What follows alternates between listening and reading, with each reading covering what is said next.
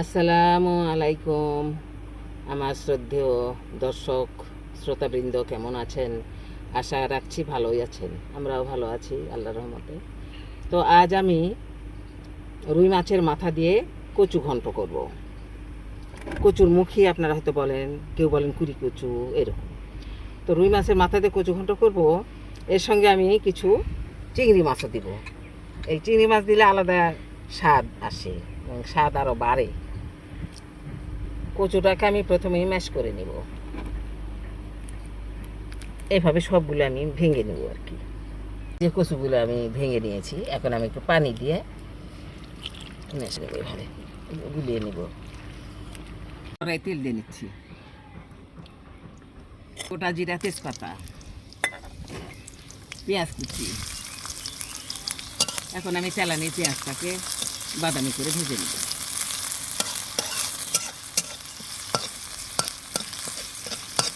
কচু ঘাটে চালানি দিলাম, চালানিটাকে আমি ভেজে নিই। চালানি পেঁয়াজটা আমার বাদামি রঙ হয়ে গেছে। এখন আমি সামান্য পানি দিয়ে নিচ্ছি, তাছাড়া তো পুড়ে যাবে। এখন আমি মশলাগুলি দিয়ে নিব, যেমন আদা বাটা, রসুন বাটা, জিরা বাটা, শুকনা মরিচ বাটা, ধনিয়া গুঁড়া, মরিচ গুঁড়া, হলুদ গুঁড়া, স্বাদ মতো লবণ। সব কিছু আমার দেওয়া হয়ে গেছে। এখন আমি মশলাগুলিকে সুন্দর করে কষিয়ে গেছে। এখন আমি মাছের মাথা দিয়ে নিচ্ছি।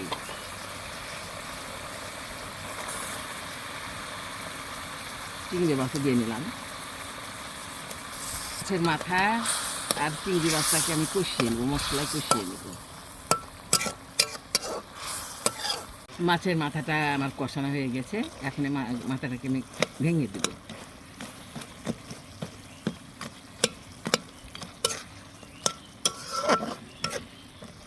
কচুটাকে দিয়ে দিচ্ছি। কচুটাকে আমি মশলার সঙ্গে, মাছের মাথার সঙ্গে সুন্দরভাবে কষিয়ে নেব।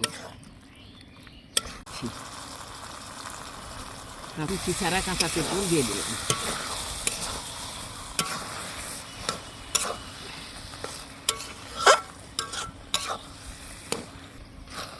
কচু আমার কষানো হয়ে গেছে, একেবারে তলায় আটকিয়ে যাচ্ছে। এখন আমি ঝোল দিয়ে দেবো। ঘাটিতে আমি পরিমাণ মতো ঝোল দিয়ে নিলাম। এখন একটু নাড়াচাড়া করবো, নাড়াচাড়া করে ঢেকে দিয়ে করবো। দেরি হবে একটু, মাত্র তো কচুতে পানি দিলাম, ঝোল দিলাম। রুই মাছের মাথা দিয়ে কচু ঘাঁটি আমার হয়ে গেছে। এখন আমি নামিয়ে দিব। এই যে আমার কচুমুখির ঘন্ট, রুই মাছ দিয়ে, তার সঙ্গে একটু চিংড়ি মাছ দিয়ে ঘন্ট করেছি। আপনারা এইভাবে ঘন্ট করে খেয়ে দেখবেন, ভালো লাগবে।